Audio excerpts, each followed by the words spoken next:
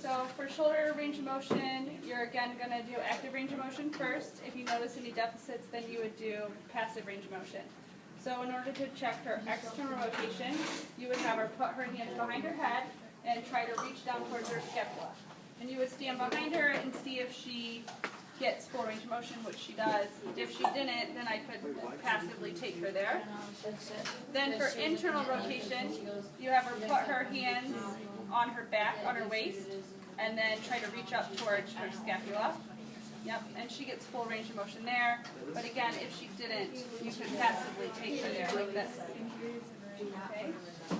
Then you would do flexion, so you'd have her take her arms. We should start. Do active range of motion first. If they have lacking range of motion, you would go passively through that range. So we'll start with external rotation. So you instruct them to put their hands behind their head and reach down towards their scapula. Then you go behind them and see if they had equal range of motion, which she does.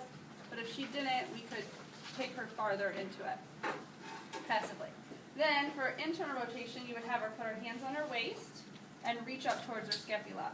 And again, she has full range of motion, but if she didn't, we could passively try to get her a little farther. Okay? Next, you would do flexion. So you tell them to take their arms straight out over their head and reach towards their ears. So if she didn't have full range of motion, we could take her passively.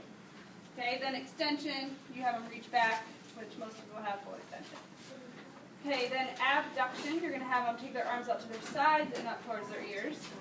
Up towards your ears. Squeeze your head with your arms. Okay, good. And if she didn't, we could passively take her there. Okay. Now, in order to check the resistive range of motion of those, you would have her keep her arms here at her sides with her elbows bent. You'd have her push her arms in together to check internal rotation. You'd have her push her arms out to check external rotation. And then you could check flexion by putting your hand up here and having her push forward.